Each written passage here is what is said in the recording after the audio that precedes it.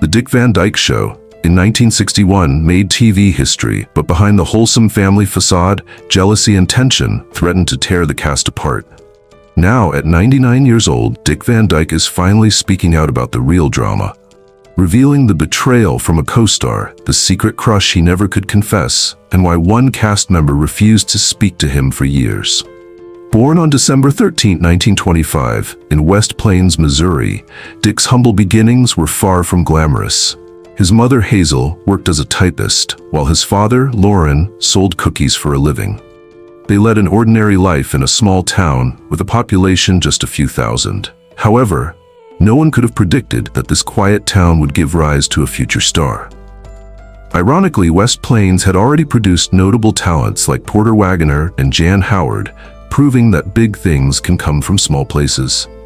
In the same year Dick was born, Charlie Chaplin's The Gold Rush hit theaters, a film brimming with the kind of comedy that would eventually define Dick's career. At a young age, Dick's family moved to Danville, Illinois, a town 10 times bigger than West Plains with a population of around 30,000. Dick described it as a close-knit community where nearly everyone seemed like family. Growing up during the Great Depression, money was tight for most, and Dick's family couldn't afford a radio. So they'd visit a neighbor's house just to listen to popular radio shows, igniting Dick's passion for entertainment.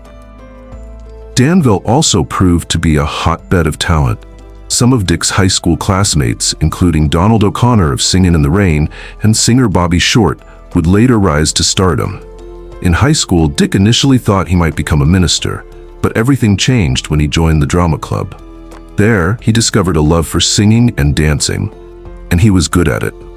Since many schools couldn't afford to purchase rights to famous musicals during World War II, they wrote their own, and Dick snagged the best roles, thanks to his tall frame and powerful voice. Though the productions weren't lavish, they gave him a taste of what would later become his career. In 2004, decades later, Dick returned to his high school to finally receive his diploma and even performed Bye Bye Birdie alongside the current students, a testament to the impact those years had on him. At 18, Dick made a life-changing decision. He enlisted in the U.S. Army Air Forces during World War II, hoping to become a pilot. But there was one problem. At 6'1" and only 135 pounds, he didn't meet the weight requirement. Undeterred, Dick ate bananas and drank water until he was finally heavy enough to pass. However, once he joined, he quickly realized that flying planes wasn't for him. Instead, he was assigned to a special unit where he entertained troops, painted sets, acted in shows, and even worked as a radio announcer. Looking back, Dick often joked that his fear of flying was what ultimately pushed him into show business. He served until 1946, and those years in the military helped him discover his true love, performing. At 22, in 1947, Dick landed his first job as a radio DJ at WDN, a small station in Danville. Despite having no prior experience, he walked into the station, asked for an audition, and was hired on the spot. He quickly became a fan favorite, hosting the morning show from 7 a.m. to noon, setting the stage for what would become a legendary career in entertainment. Dick Van Dyke had a natural knack for making people laugh, and he quickly became known for his hilarious characters and voices during his radio broadcasts. One of his standout segments was Man on the Street, where he would interview locals in a playful, joking manner. But it was on April 1, 1948, that he truly made waves. Dick pulled off a massive prank, convincing the entire town that a UFO had landed. The chaos that followed flooded the police with calls, and while Dick almost got fired for it, the stunt actually made him a local legend. Later that year, Dick crossed paths with Phil Erickson, a performer specializing in pantomime. Erickson admired Dick's humor and suggested they team up as a comedy duo. They called themselves Eric and Van, the Merry Mutes, and their act was unlike anything anyone had seen before. They performed silent routines, lip-syncing to old songs while acting out funny, exaggerated situations. One of their most popular bits was pretending to be an opera singer and a frustrated conductor, switching roles to get the audience laughing. From 1947 to 1953, the Merry Mutes toured non-stop, performing in clubs across the West Coast. They were tireless, sometimes putting on 5 shows a night. In 1 week, they even performed 35 shows in Los Angeles, setting a record. Their big break came in 1951 when they landed their own TV show, The Mary Mutes Show, on WSB-TV in Atlanta. This national exposure earned them an appearance on The Ed Sullivan Show in 1952. Their slow-motion football routine became a nationwide sensation.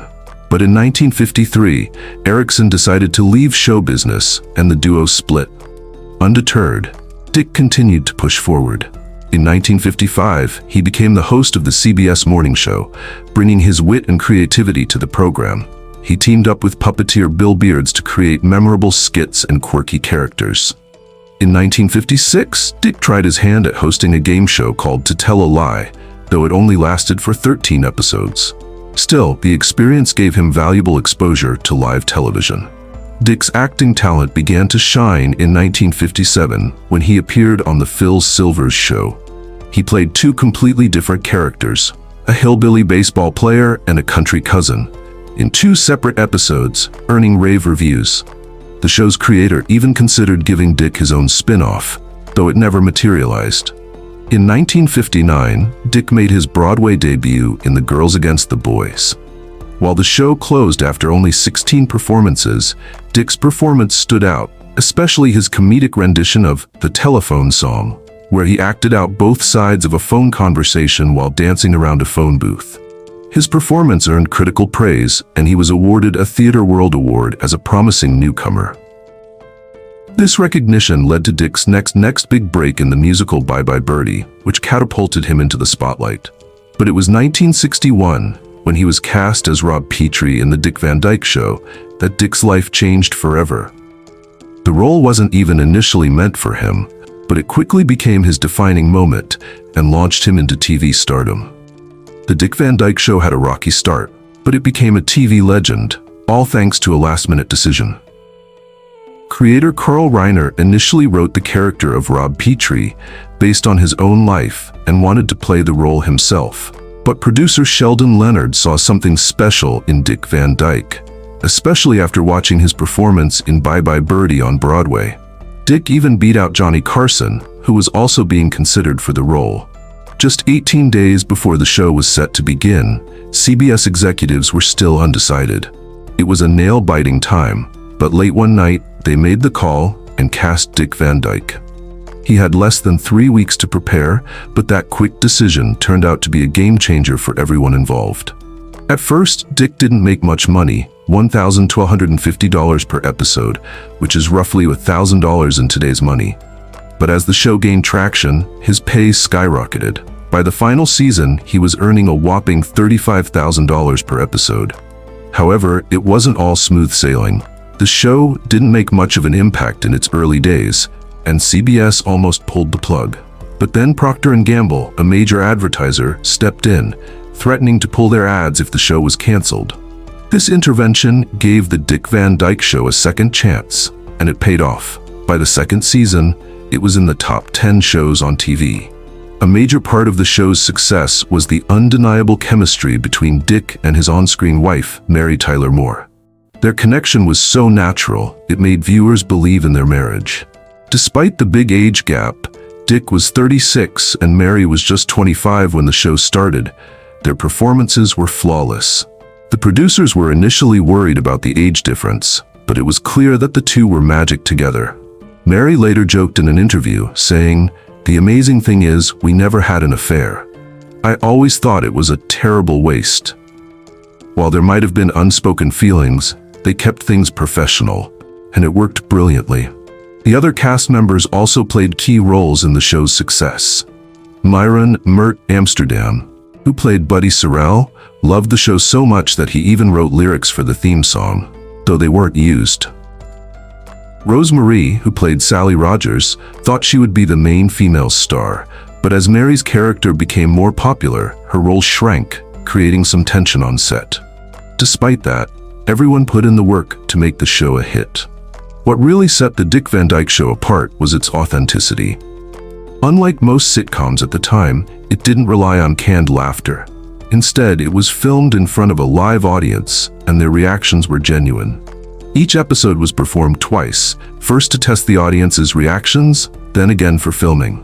This allowed the writers to tweak the jokes and make them even funnier. The show also had fun surprises, like the iconic opening scene where Rob trips over the ottoman. Sometimes he tripped, sometimes he didn't. This small touch kept viewers engaged and made each episode feel fresh.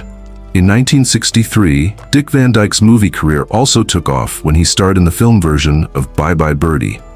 He reprised the role of Albert Peterson, a songwriter caught up in a crazy publicity stunt, a part he had already played on Broadway.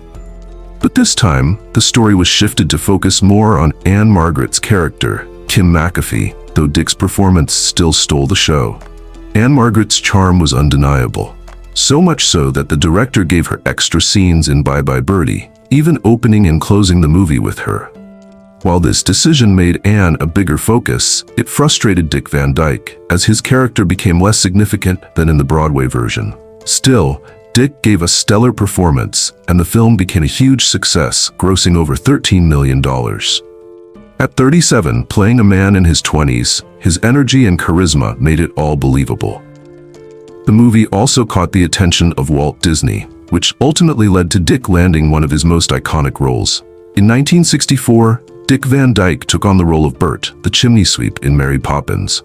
This part skyrocketed him to worldwide fame. He danced, sang, and brought a special kind of humor that made the film a massive hit, earning over $100 million. But there was one thing no one ever let him forget: his Cockney accent. Even Dick jokes about it now, admitting that it was awful. Ironically, his accent coach, who was Irish, wasn't any better at it than he was. Surprisingly, no one mentioned how bad it sounded during filming. Still, audiences loved his performance, especially the unforgettable step-in-time dance scene, which was grueling to shoot. At 41, Dick had to keep up with much younger dancers, and it took 23 takes to get it right. He later said that it was the hardest dance he'd ever done. Dick also played another character in Mary Poppins, the elderly bank director, Mr. Dawes Sr. However, his name wasn't credited. Instead, they listed a fake name, Navid Keed, which was just Dick Van Dyke scrambled. To make himself look older for the role, Dick had to convince Walt Disney by doing a screen test where he removed his false teeth, giving him a thin, aged look. After Mary Poppins, Dick starred in Chitty Chitty Bang Bang in 1968, playing Caractacus Potts, an inventor who creates a magical flying car.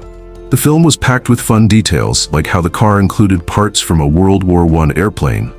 Though Dick couldn't drive a manual car, special automatic versions were used for him. One of the toughest scenes was the Me Ol' Bamboo dance. Just like in Mary Poppins, it took 23 takes to get it right, but the movie became a beloved family classic despite the difficult filming process. In 1969, Dick ventured into more serious territory with the movie The Comic. Unlike his usual light-hearted films, this one focused on a silent film comedian named Billy Bright, whose life unravels due to his own mistakes. The movie opened with Billy's funeral, showing his life story through flashbacks. Dick's performance was raw and emotional, offering fans a glimpse of his serious acting chops. Though the movie didn't make much money at the box office, it later gained appreciation for its depiction of fame's struggles and the silent film era. After the Dick Van Dyke Show ended in 1966, Dick returned to television in 1971 with the new Dick Van Dyke Show. This time, he played Dick Preston, a talk show host living in Phoenix, Arizona. The show aired on September 18th, exactly 10 years after his first hit series started. This version was different, tackling serious topics like interracial dating and marriage without children, subjects that would have been taboo in the 1960s. Despite the fresh approach, the show struggled in the ratings. In the final season, the story moved to Hollywood, and Dick's character became a soap opera actor. Unfortunately, this change couldn't save the show.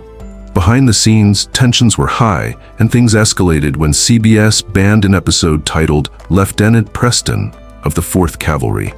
Carl Reiner, a key writer and creator of the Dick Van Dyke Show, was deeply upset by the direction the show was taking and eventually quit.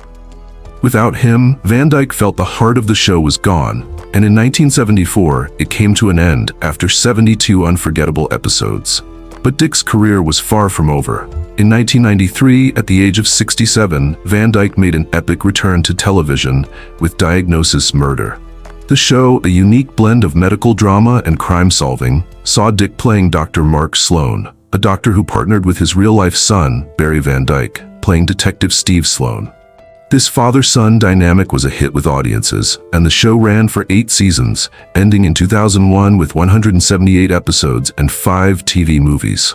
One of the highlights for fans was the special episodes that celebrated Dick's iconic career, including a special appearance from his Dick Van Dyke Show co-star, Rose Marie.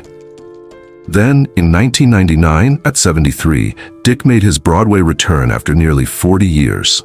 He starred in The Gin Game alongside Mary Tyler Moore, his co-star from The Dick Van Dyke Show. They played 2 nursing home residents battling over games of gin rummy.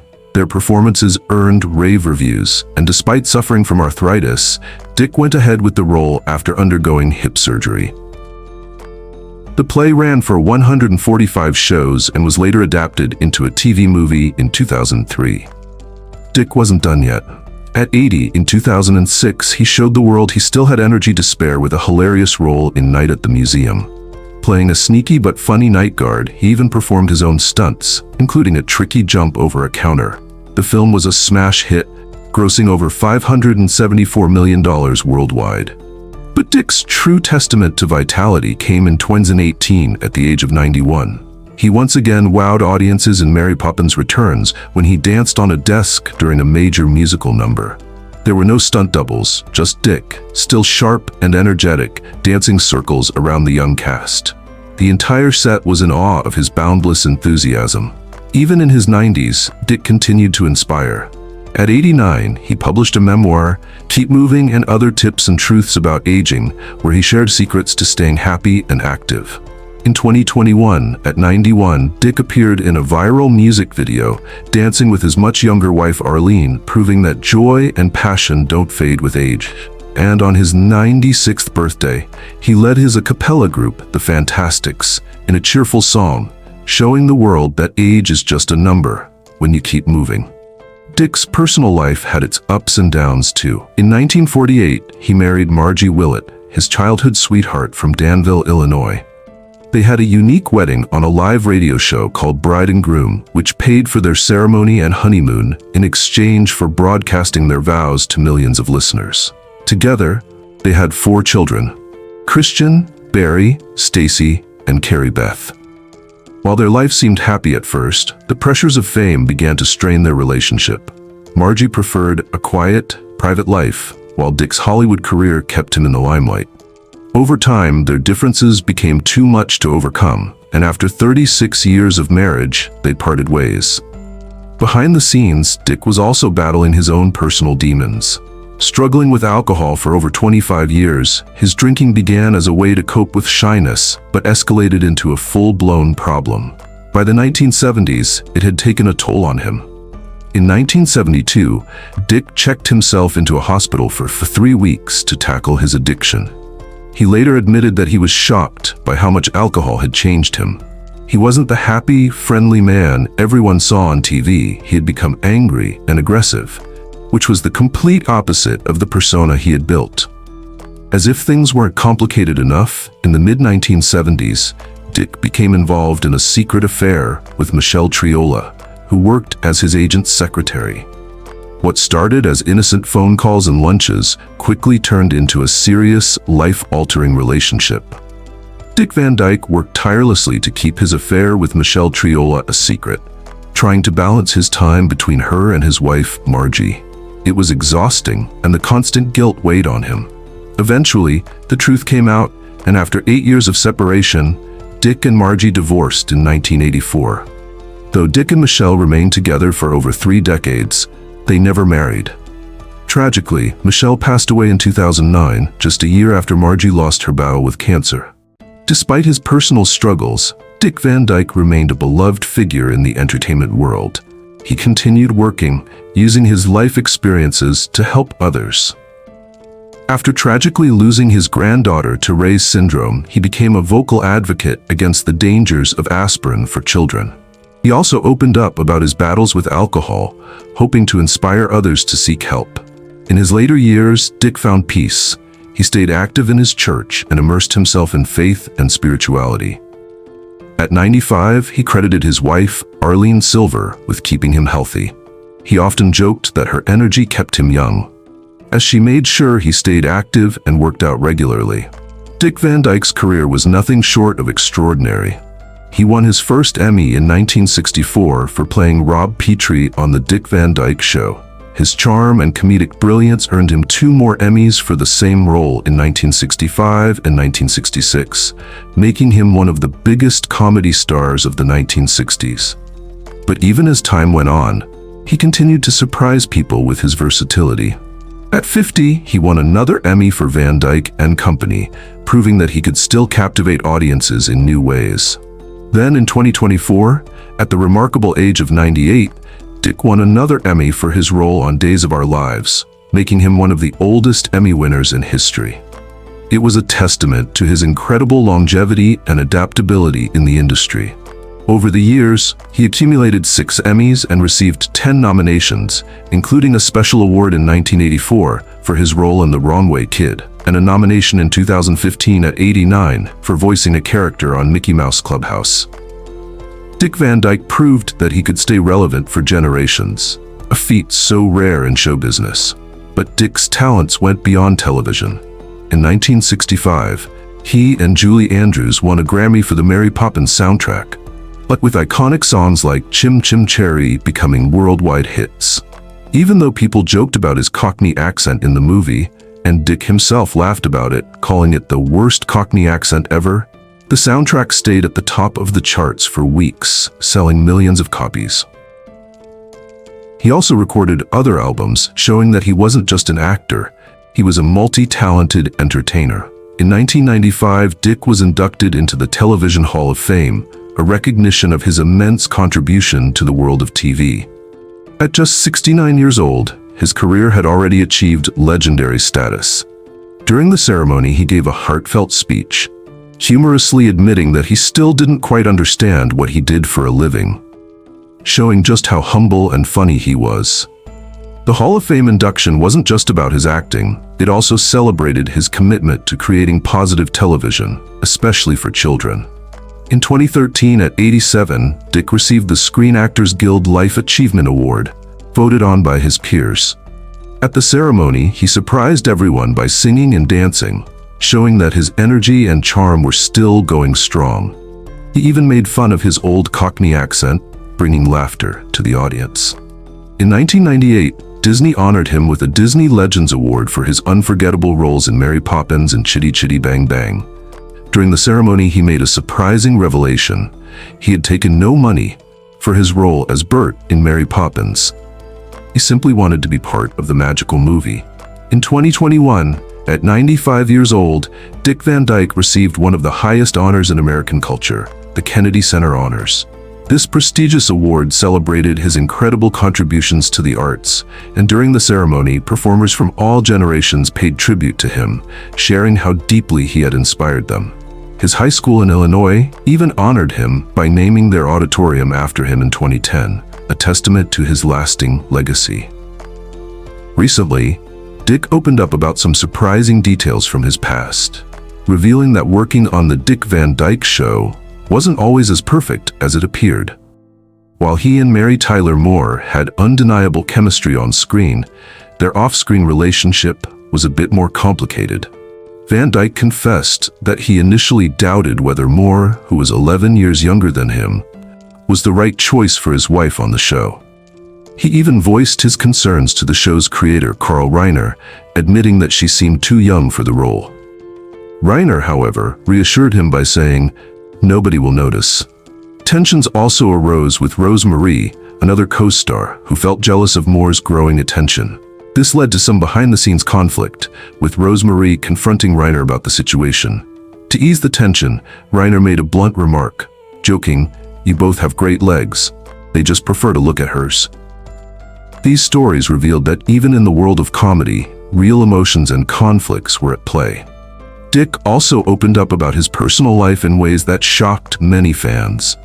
In 2024, he revealed that he had an affair with Michelle Triola during his marriage to Margie Willett. The affair began in 1976 after he and Margie had separated and continued until Triola's passing in 2009. Fans were stunned by this revelation, as Van Dyke had long been seen as the picture of a stable, drama-free life. He admitted that the situation seemed unbelievable, acknowledging the complexity of his personal life. In another twist, Dick shared that he had a secret crush on Mary Tyler Moore while working together on the Dick Van Dyke Show. Although both were in relationships at the time, the unspoken attraction created a subtle tension between them. This added a new layer to their iconic partnership, showing that even the most beloved on-screen duos have their behind-the-scenes complexities. One of the most heartwarming stories Dick shared was about his friendship with Walt Disney. Van Dyke revealed that Disney personally intervened to ensure he got the role of Bert in Mary Poppins. Despite criticism of his Cockney accent, Disney believed in him, showing the trust Disney had in his talent. This faith in Van Dyke led to one of the most iconic and beloved films in history. As Van Dyke approaches 100, people are reflecting on the profound impact he's had on entertainment. In October 2024, the Television Academy announced a special tribute to his career, highlighting that over 500 TV shows since the 1960s have been inspired by his work. His unique blend of comedy and heartfelt performances has left an indelible mark on both TV and film, influencing everything from comedies to dramas and even reality shows. Dick Van Dyke's legacy continues to shape the entertainment world for generations to come.